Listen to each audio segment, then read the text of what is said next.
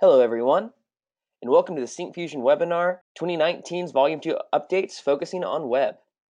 My name is Carter Harris. I am the Video Marketing Specialist here at Syncfusion, and I will be your moderator today.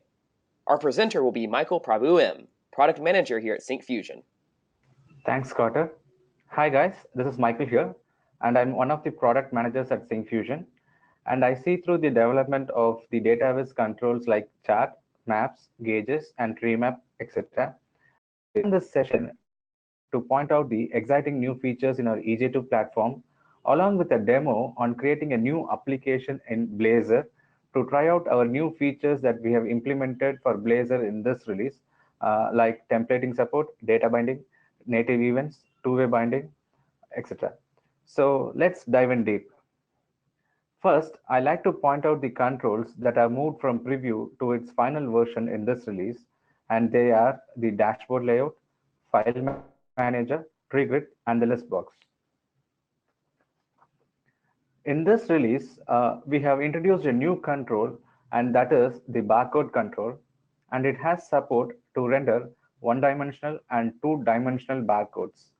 The one-dimensional barcode is lightweight and high performance and support code like 128, code 39, Coda bar, etc.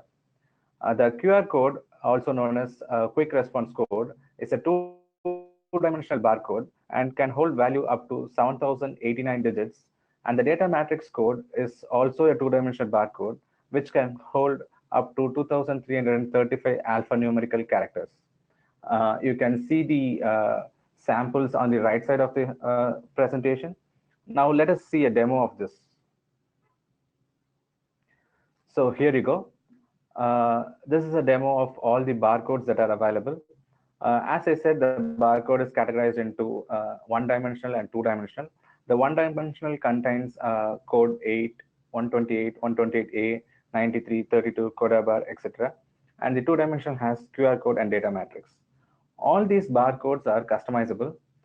You can customize its value. You can change the height and width of the control. You can change the foreground color. You can change the background color. So all these things are possible with our barcode. The same is applicable for the QR code and the data matrix barcode as well. The next set of features that I like to talk about is from the chart, and it has some enhancements like enhancements this release, like canvas rendering, data editing, and smart labels for funnel and pyramid charts. Let me show you a demo on this. As you can see here, this is a chart rendered in Canvas, and it loads more than 100K data points in less than a second. So this is basically for high performance, and when there is a huge amount of data clustered nearby, then these Canvas renderings are so helpful. And you can also save this Canvas rendering image as an image. So So you can simply, save it as a PNG here. As you can see, this is downloaded as an image. And likewise, the next feature is from the funnel. As you can see here in this funnel chart, there are so many data that are clustered together. So if you enable the data labels, what will happen is the data label will overlap. To avoid this, you can enable the smart labels in such a way the smart label will arrange the data labels automatically, and there will not be any collision. As you can see here, all the data labels are not colliding each other, and it is it is presented in a neat manner. The next feature is about the data editing. This is a much awaited feature, and the plus side of this feature is you can update the chart on the go. That is, you can dynamically update the data. You can just simply drag and drop the data where you want. As you can see, there is a tooltip that shows so that you will know where you want to drop at your desired location. So you can drag any data to your desired point in the presentation. So it will change dynamically. So this is a new data editing feature that we have in chat. This is one cool feature. Then the next control I like to talk about is the file manager control. And I'm really excited on its new features, which makes it unique. Now it has different file system providers to choose from, like SQL, Microsoft Azure, Node.js, Google Drive Cloud, etc. Now it has support to provide access control to the files based on the users and user groups. You can cut, copy, paste as like you do in a normal file manager in your desktop machine. You can now drag and drop the files, rename or replace the file while uploading, restrict the file types while uploading. All these are possible using our file manager. Now let us see a demo on this. As I said, we can drag and drop any files into any folders. So I'm just going to drag this employee and dropping into the documents folder. So that since that is a root folder, that was not possible. So see now inside the music folder, I have drag and drop this. So now you can see that this folder has been dropped into the music folder. So drag and drop is possible in File Manager as like you do in your desktop machines. You can browse and add any. You can browse and upload any files.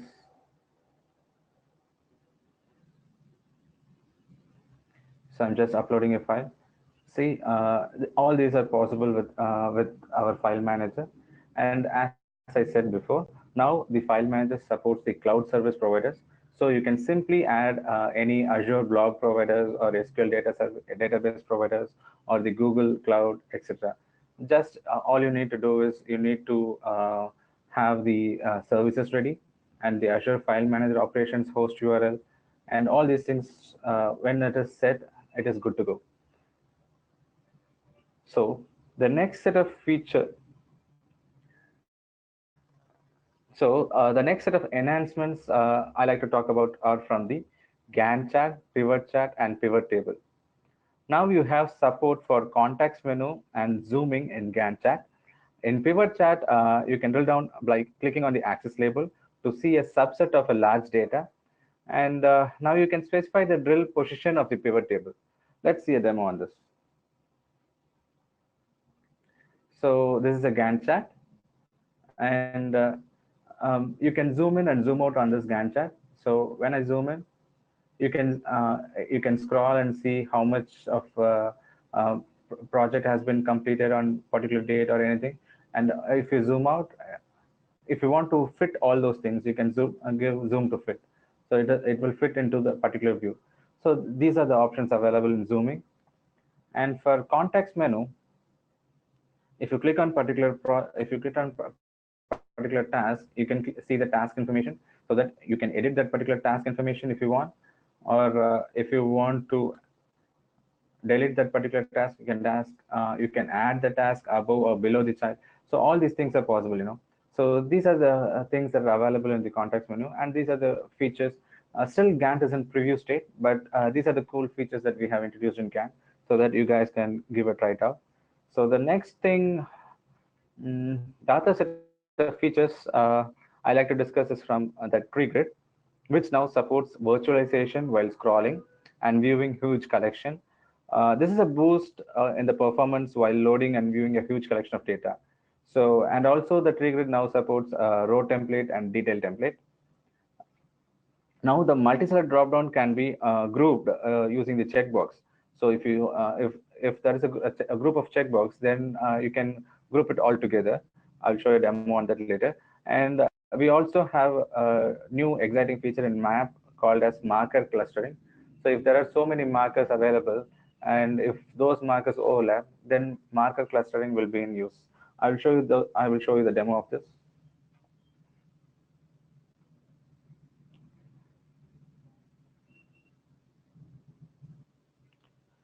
So this is the tree grid. Here you can see the row template. So this is the row where we have added a template of the so that you can have the employee photos here, the employee's address here, and all these details are grouped together. And this is a detail template where you can see a particular detail has been inside the row, a particular detail has been templated in such a way of our choice so that it You can add any HTML context into it of your choice. Next, the thing I like to talk about is the virtual scrolling. So the virtual scrolling has given a huge boost in the performance. Earlier, while loading, 10K data will take about 3 to 4 seconds. Now it will take about less than 500 milliseconds, less than half a second. So that is a huge boost, and it will seamlessly you can scroll all these data up and down. So this is one cool feature that Trigger now has.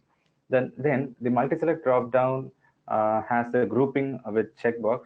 As you can see here, uh, certain values are grouped together here. And if I choose that particular group, then all these things are selected at once. You can also individually choose in between without the group. Even that is also possible. So all these things are now possible with grouping while grouping the checkbox. So this is one cool feature in multi-select dropdown. The next feature talking about is the maps feature. This is the cluster of markers. The cluster of markers is used whenever there are so many markers to display. When it overlaps, it automatically uh, you know clusters into one, and it will show the number of markers that are available. For example, in the here it shows there are 12 markers available here. So if I zoom in, you can see what I'm talking about. As you can see, there are 5 markers here. As you can see, there are 3 and 4 here. So if I zoom, you can see there are so many markers available. So once these markers so this is clustered together because it is so close together and it will overlap at certain point, and that is the case. While you are zooming it, and you can see zoom in and zoom out, you can see these things are clustered into one. So this is one cool feature. Then we have the dynamic markers in the maps. So you can add any markers dynamically um, with line and connecting line. Let me show you here. So I'm adding a marker here, and I'm adding a connecting line here. So all these markers will be connected. So this is one cool feature that we have in maps now. So this is possible. And the marker types can be changed to image, circle, diamond, anything of your choice. So all these things are available in the maps now.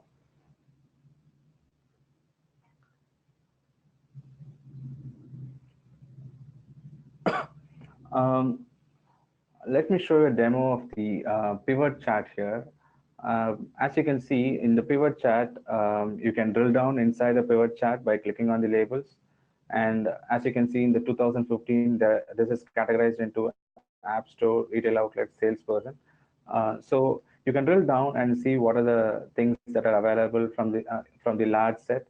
So you can see the subsets of data from the large set of data, and you have a scroll bar to scroll through and see all these things in the chart. So this is one cool feature that we have introduced in pivot table. So next is about the rich text editor, which now supports to paste the content from MS Word. So you can now paste any content from Microsoft Word into the rich text editor.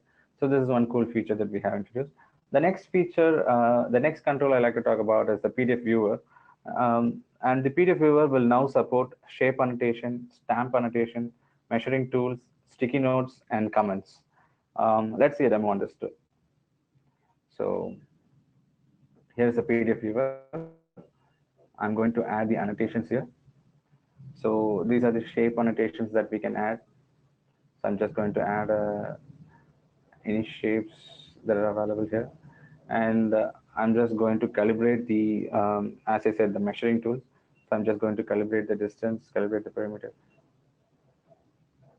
So as you can see, it will show how much in inches that it has. So for example, here you can see it. Here you can see it is 3.3 inch.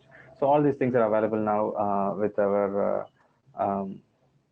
PDF Viewer annotations. And you can also add comments to it while adding stamps. Here you go.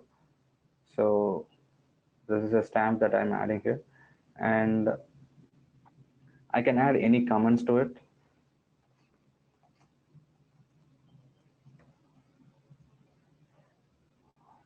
So if anybody wants to add a reply, then they can add a reply while they're viewing these things.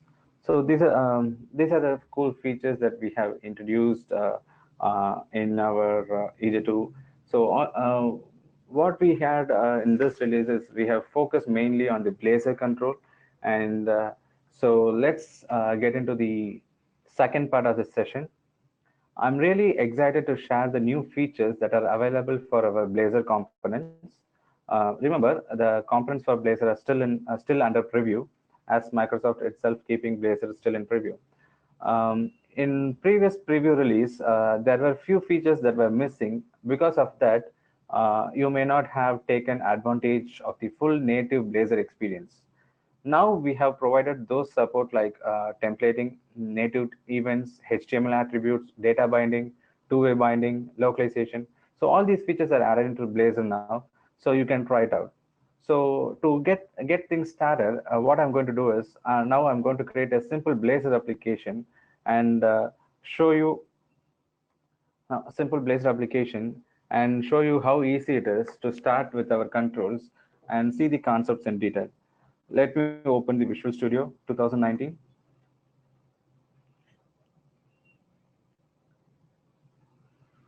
And I'm going to create a new project. Now we have support for Blazor as an extension for Visual Studio, which you can download from the Visual Studio Marketplace. Since I have installed the Syncfusion extension already, I am going to use that to create a Blazor client-side application. So I'm choosing the Syncfusion Blazor application, clicking next. I'm going to create this application. You can choose from client side, server side, ASP.NET Core hosted. We support all the three types of Blazor application. And you can also choose the themes that are available from us. I'm going to go with material for this one and click create.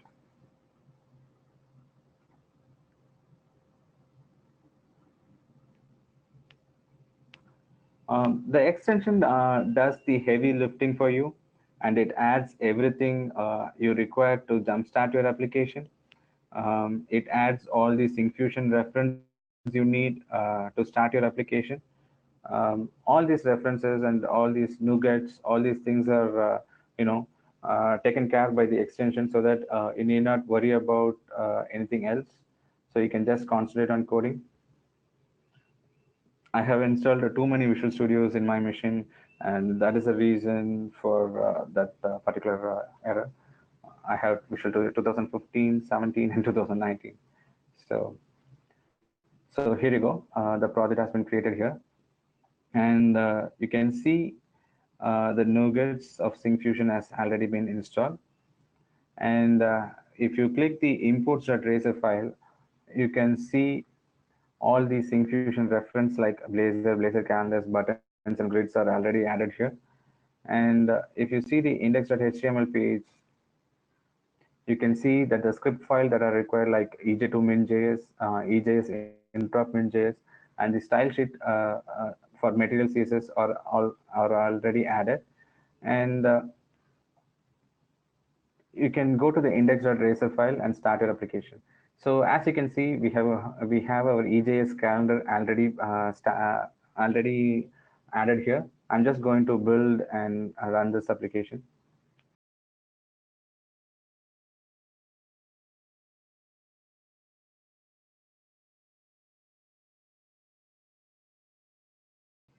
So now we have introduced the native events and the templating concepts which are not available before.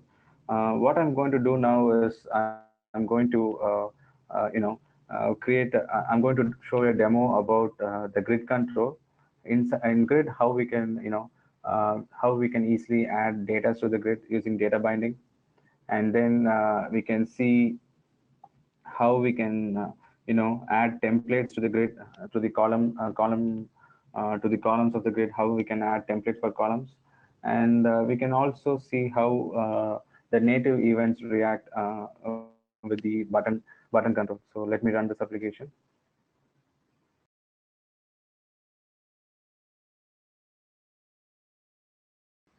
So this is just an output of our EJ calendar. since we didn't customize anything, this is the default appearance of the calendar. I didn't add any other code to it. I'm just adding the default tag of EJ calendar, and here you go. So this is the default EJ calendar here. So this is good. Now what I'm going to do is, as I said, I'm going to create a simple grid here. So let's start with the grid. So EJS grid, and I'm going to populate the grid. I may need the data source here. So here I'm going to add the data source. To cut short the, since we have less time, I'm just going to copy paste the code that is available with me already, and I will explain that now. So what I'm doing here is I have added I have created a class called order. In that class, I have the properties called order ID, customer ID, order date, and freight value. So what I have done here is I have created a list, and the list is of type order. So now the orders, so now what I have to do is I have to populate the orders, I mean the list, into some random values. So I'm adding some random values to the list, and I've also created a object for the order, so that this will be set as the model for the EJS grid. So what I'm now going to do is I'm just going to give the data source here, and the data source is the orders. So this is fine. I'm going to run this.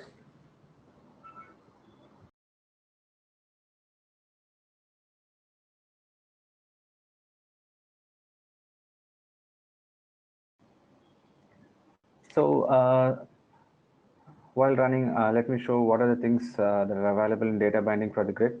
The data grid supports list binding and remote data binding.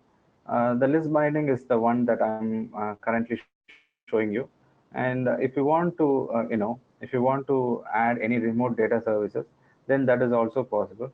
To add remote data services, what you have to give is the service URL, and you have to provide the adapters like OData version 4 adapters, or any, you have to mention the service name, and that is enough. Those things will automatically taken care of. Since EJ Grid has the EJS data manager, the data manager will supports both RESTful JSON data service, and uh, also the remote service. So let me. So here's the output.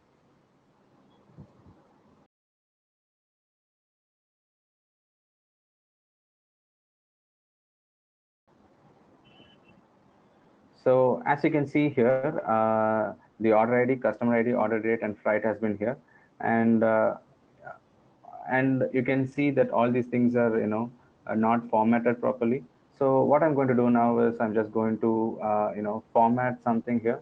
So I'm going to add the grid columns here. So just let me save time here. So I'm just going to add the grid columns.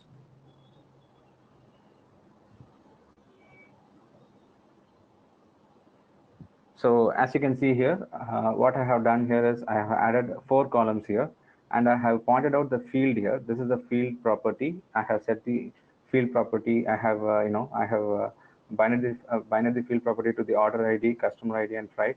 And for freight, you could see there is a double value of long digits. So what I'm going to do is I'm going to keep this as a currency format, and I'm going to align that text align to right. And I have provided width for all these things, for all these 3 columns, and I have not provided width for this column. So let me show you an output on this.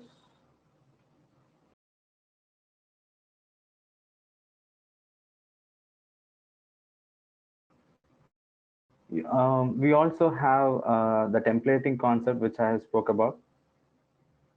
So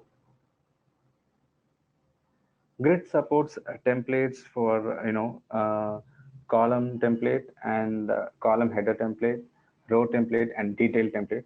So there are 4 types of templates available for grid, and all these things are possible. And To provide a template, what we have to do is, I will explain it here and I will run the code once this uh, once this is done. So what I have to do is, inside the grid column, I have to give the template here, and I can get any order, or I mean, I can get any value of the order, and I can provide it in any HTML and I can provide it in any HTML format. So you can add any HTML attribute inside it, so that this will be reflected as a template inside the grid. So for example, if you want to add a chart inside a grid column, that is possible. If you want to add an image into the grid column, that is possible. So all these things are possible. So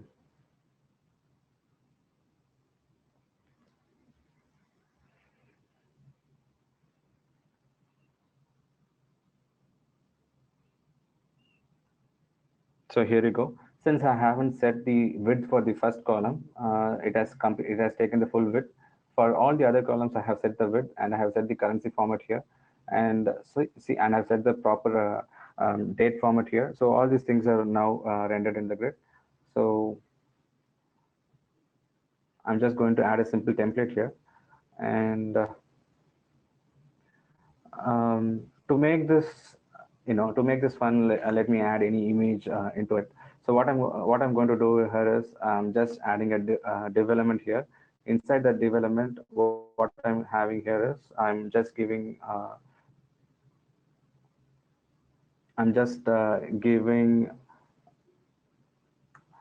the order ID here. I want the order ID to be bold, so I'm giving that inside the bold tag, and I want an image here, and I want an image to be added here. So the image source can be, why not? Let me try something new. So, so I'm just going to take the Google image here. So,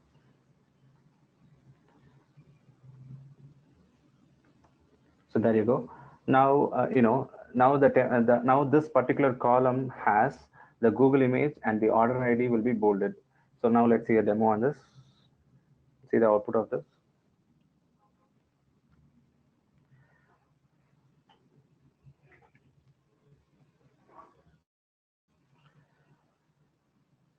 The data binding in grid is possible. It is a two-way binding. If you have your cell editable, then the binding, the data collection. If you edit any cell or any particular cell in a row, then the data binding is two-way, so that it will be reflected in your data as well, in your data source as well.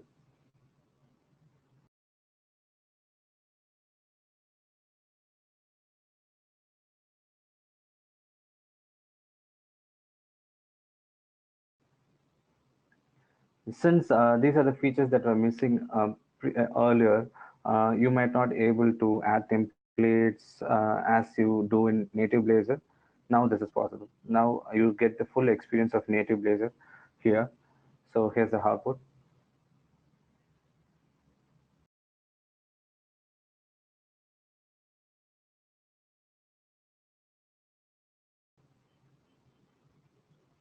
Okay. So what you have to do is to set the grid columns into this. What we have to do is we have to set the model here. We have to set the model type here. So this model type is the one that I have set here.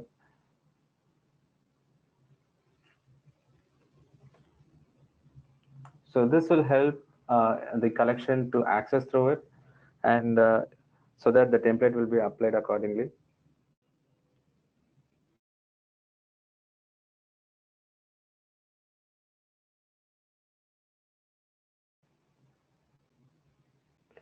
The next thing which I'm going to talk about is the native events. The native events support, earlier what we didn't have any native events binded to our controls. Now we support all the native events. For example, in button, we support all the list of native events like on click, on blur, on focus, on mouse move. So we have all these things listed here. And you can check our help documentation. So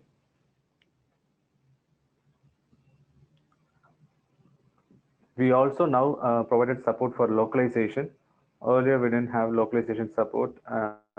Now this has been done in Blazor.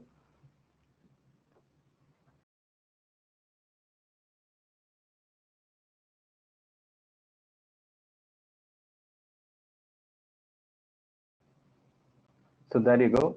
You can see the order ID has been set as bold and the Google image has been added to the each and every column listed here. So this is so as I said, you can add any HTML attribute into the grid column, so that if you want to add our chart itself into the grid column, that is possible. So all these things are now possible with Blazor control. So to cut short this, I will just add the native. I will just show you a native event example to my final output. So I have this code ready here. So I'm just going to copy this and there you go. So what I have done here is I have referred the Syncfusion EJ Blazor buttons, and I have the EJS button initiated here, and I have given the references toggle button. And this is the on-click event, native event that has been triggered, and the on-click toggle for that event to happen, we have this on toggle click method. And in this method, what I'm doing is I'm just checking whether the content is play. If it is play, then the content should be pass. If so, vice versa. So these things changes. So let me show you. It's more like a toggle button. So let me show you how this is done.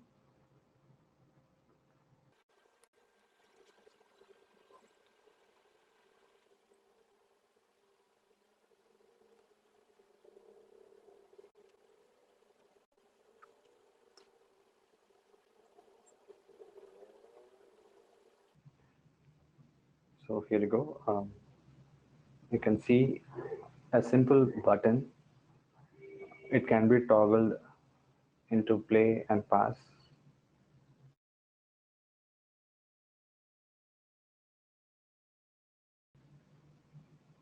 So here you go. You can see this is a play button. While clicking on it, it changes to pass. While re-clicking on it, it changes to play. So this is a simple toggle button that is done using the native Blazor events. So thanks guys for joining this webinar. Hope it was informative. So that's all from my side now. Hi Carter, you can take over from here.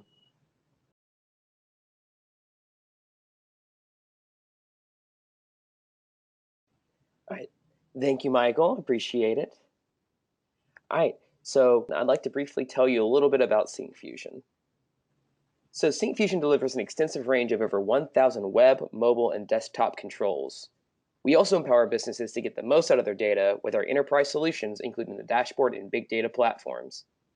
We have been in business for over 17 years and are headquartered in the Raleigh-Durham area of North Carolina in the US. Syncfusion has more than 12,000 customers, including large financial institutions, Fortune 100 companies, and global IT consultancies. More than 1 million users from 125 countries trust Syncfusion in the development process. I would also like this time to invite you all to join us on social media. We have Facebook, Twitter, LinkedIn, YouTube. All of these are great platforms to get connected with all of you and hear your feedback and keep you up to date with what's coming with Syncfusion. And we also on our YouTube channel have plenty of great how-to videos and instructional videos showing how to use our controls further and showing more updates that are coming along. We also have a G2 reviews page where users can go and share their experience of using Syncfusion controls. So please, if you'd like to go on there and read what others have to say, or if you have some stuff that you'd like to share with users to read, please, we invite you to join. So thank you all again for joining us, and thank you, Michael, again for presenting today. Thank you, Carter. If you do have any more questions, please check us out on social media. You can send us a message through Facebook or a comment on YouTube, whichever works best for you. So please watch your email inboxes for the link to this recording of this presentation. And thank you again for your time and interest, and we'll see you next time.